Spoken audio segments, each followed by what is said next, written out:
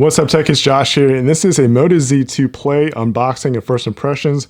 It's mostly going to be a first impressions because this is a review unit that was sent to me by Verizon, which I appreciate them doing that. It's really cool that I have a good working relationship with those guys to be able to provide you guys content for this channel. Let's go ahead and get this thing unboxed and see my first impressions. And the reason why I'm saying it's more so first impressions is because I'm not the first one to open this guy up. So yeah, I already kind of took a peek to see what to expect, to see if I needed to do a full unboxing as if it was never opened up before, but this is a first for me, so it's still going to get a good first impressions about it. And if you like this sort of content, make sure you subscribe and hit that notification bell so you don't miss any videos from me.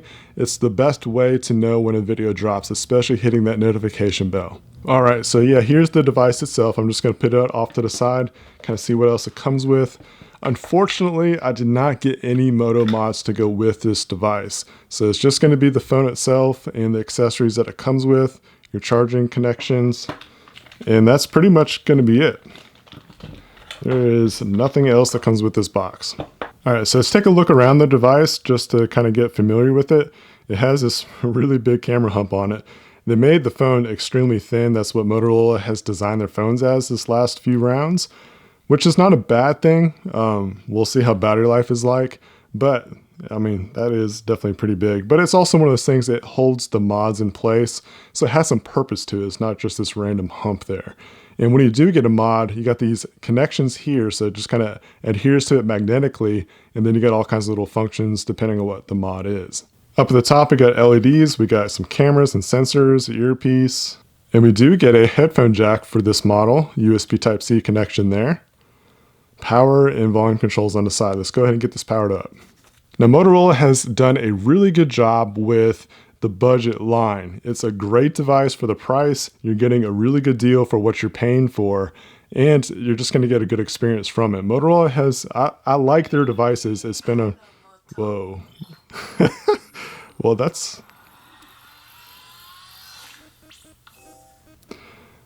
man, I would hate for that splash screen to pop up if I was in a quiet environment that didn't need all that noise. Anyways, you know, there's some really cool stuff about the phone except for that splash screen. They need to change that, need to make it silent. Goodness, lots going on. All right, so yeah, we got a huge bezel here, and there's gonna be no buttons there. It's gonna be on-screen buttons. That's something I don't like about the Motorola design of these last few rounds. A lot of waste of space here. It feels like they could stretch the screen down. Get rid of the, if you're gonna make it this thin or whatever, just put the fingerprint sensor here in the back. The Motorola logo location would be pretty ideal for that. But that's just a couple of little gripes that I have about them. You know, as you can see here, you got those on-screen buttons. There's nothing happening down here. There's like a microphone here, and that's it.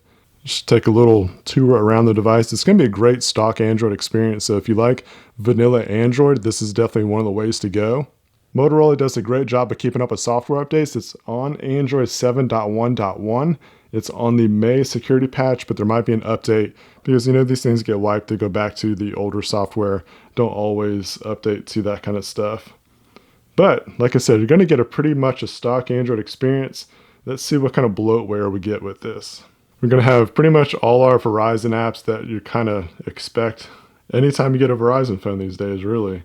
So we got Yahoo Finance, FM Radio, My Verizon, NFL Mobile, Security Privacy, whoops, Slacker Radio, Yahoo Sports, VZ Navigator, Yahoo Weather. Let me know in the comments, like, are these apps that you use, do you like them coming onto your device? I particularly don't. I'll end up disabling them or uninstalling them if I get a chance to. Even the Verizon ones, like the Navigator, I use Google Maps. I pretty much use Google mostly everything. Even when I get an iPhone, I'm using Google Apps. Let's take a look at the camera real fast and see what there is. I don't like location tagging, so I take that off. To quick capture, you can twist twice to open up. That's a cool feature. Actually, if you get used to using that and you move to another device, you'll find yourself twisting the phone to try to open up the camera. So it's pretty cool. They got QR code kind of scanning kind of stuff built into the camera app, so that's really nice. Okay, let's go over here while we're there. Shutter sound off. I don't like that. Quick capture is cool. Save location. That's if you have an SD card, which I believe you do get SD card support with this. You got your different settings, 4x3, 6x9, all your basic settings for that. You get up to 4K Ultra with 30 frames per second.